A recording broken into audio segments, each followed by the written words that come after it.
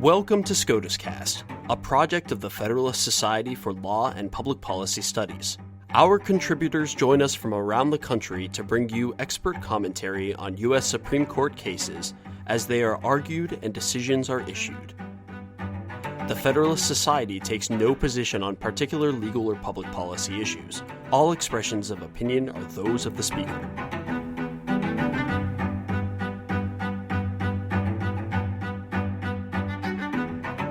Thank you for joining us for this post-decision episode of SCOTUScast. I'm your host, Grace Kochling. On April 23, 2020, in a 6-3 decision, the Supreme Court vacated and remanded the case of County of Maui, Hawaii v. Hawai'i Wildlife Fund, holding that the Clean Water Act, which forbids any addition of any pollutant from any point source to navigable waters without the appropriate Environmental Protection Agency permit, requires a permit when there is a direct discharge from a point source into navigable waters or when there is the functional equivalent of a direct discharge. The 6-3 opinion was given by Justice Breyer on April 23, 2020. Justice Kavanaugh filed a concurring opinion, and Justice Thomas filed a dissenting opinion, in which Justice Gorsuch joined. Justice Alito filed a dissenting opinion. To discuss the case, we have Glenn Roper, attorney at the Pacific Legal Foundation.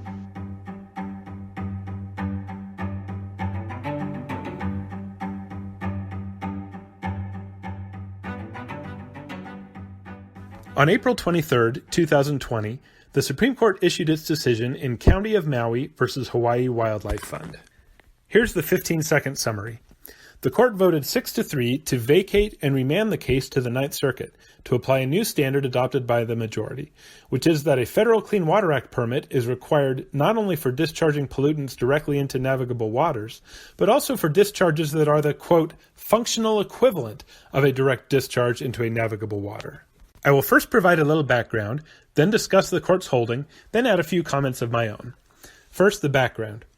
Maui County owns a wastewater treatment plant that disposes of treated sewage into deep underground injection wells. The wastewater mixes with groundwater and travels half a mile underground through the aquifer, where much of it enters the Pacific Ocean. Environmental groups sued the county under the Clean Water Act's citizen suit provision for operating its plant without a federal Clean Water Act permit.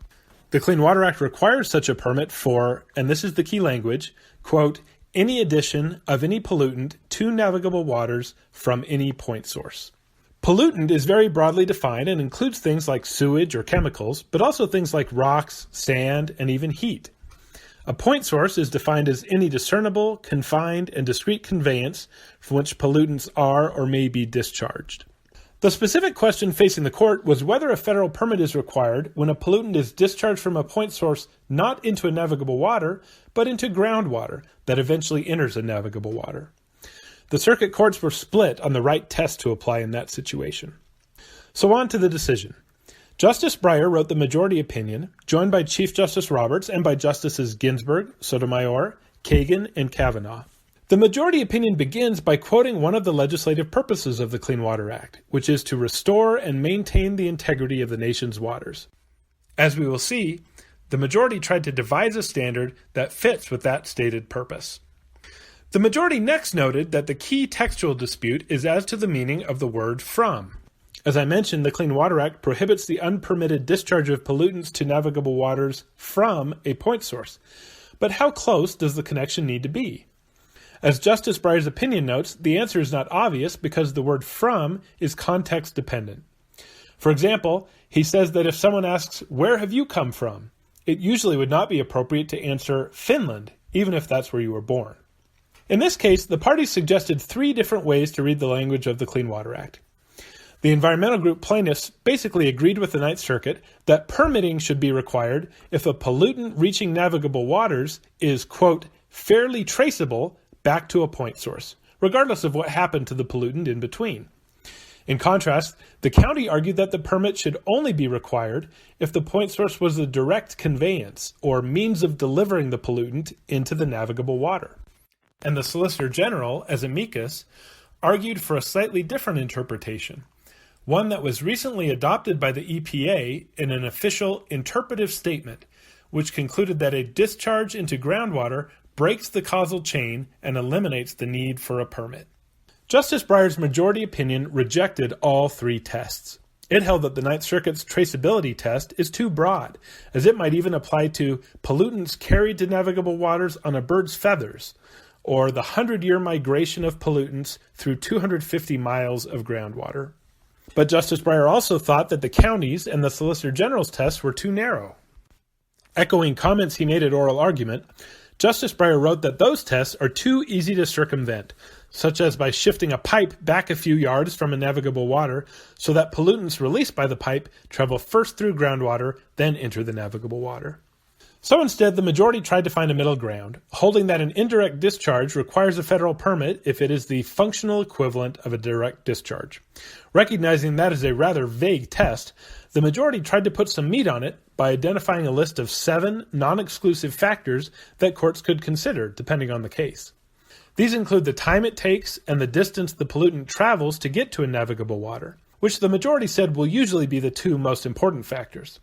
But other factors include things like what material the pollutant travels through, whether it is diluted or chemically changed as it travels, how much of the pollutant makes it to the navigable water, and the manner by which the pollutant enters the navigable waters. The majority emphasized that there could be other relevant factors, but it did not explain how courts are to balance or apply the factors. Instead, the majority fell back on the purpose of the Clean Water Act, stating that the job of reviewing courts will be, quote, to advance in a manner consistent with the statute's language the statutory purposes that Congress sought to achieve. Also consistent with his views at oral argument, Justice Breyer noted 2 other potential sources of guidance that could help flesh out the functional equivalent standard. First, common law developed by future court decisions applying the standard to specific fact patterns, and second, administrative agency guidance issued by the EPA. Finally, the majority recognized that landowners may risk severe penalties from aggressive Clean Water Act enforcement, including through citizen suits. But it thought that district court judges can, quote, mitigate any hardship or injustice when they apply the statute's penalty provision. So that was the majority opinion. There were also 2 separate dissenting opinions. First, Justice Thomas dissented, joined by Justice Gorsuch. He concluded that the text and structure of the Clean Water Act only requires permits for the direct release of pollutants from a point source to a navigable water. He also expressed doubt that the EPA will be able to clarify the issue through administrative guidance. Second, Justice Alito wrote a much longer dissent, nearly as long as the majority opinion. I can only briefly touch on it here, but in summary, he argues that the functional equivalent test is just not a plausible interpretation of the statute. Instead, in his view, the majority, quote, makes up a rule that provides no clear guidance and invites arbitrary and inconsistent application. And as for the majority's list of factors, Justice Alito foresees that, quote, dischargers will be able to argue that the court's multi-factor test does not require a permit. Opponents will be able to make the opposite argument. Regulators will be able to justify whatever result they prefer in a particular case, and judges will be left at sea. So I'd like to make just 3 quick comments on the decision. First, I was a little surprised that Chief Justice Roberts and Justice Kavanaugh joined the majority opinion, given their comments at oral argument. Chief Justice Roberts had been explicitly skeptical about the functional equivalent test, which he said was just as vague as the Ninth Circuit's traceability test. And Justice Kavanaugh had emphasized the need for a clear line that would allow property owners to know in advance whether a permit is required. But the majority's test that he joined is obviously not a clear line. Second, for those with an interest in administrative law, the case raises some interesting questions.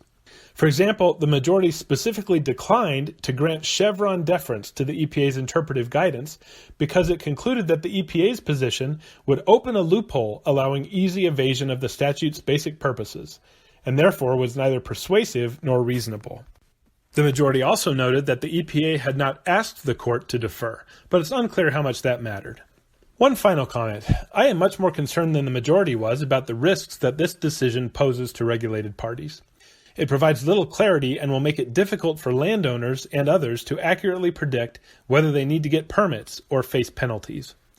Unless and until Congress amends the statute, regulated parties should look to any EPA guidance that is issued and to judicial decisions applying the Supreme Court standard, which hopefully will indicate what factors are relevant and how they should be applied.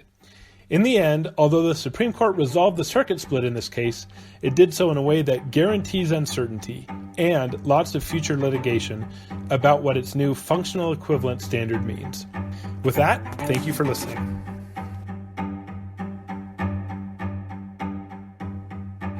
Thank you for listening to this episode of SCOTUScast. SCOTUScast is a project of the Federalist Society, a not-for-profit educational organization of conservative and libertarian law students, law professors, and lawyers, founded upon the principles that the state exists to preserve freedom, that the separation of governmental powers is central to our Constitution, and that it is emphatically the province and duty of the judiciary to say what the law is, not what it should be.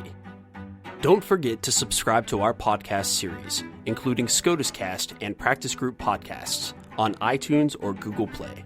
For an archive of past podcasts, as well as audio and video of past Federalist Society events, please visit our website at fedsoc.org/multimedia. That's fedsoc.org/multimedia.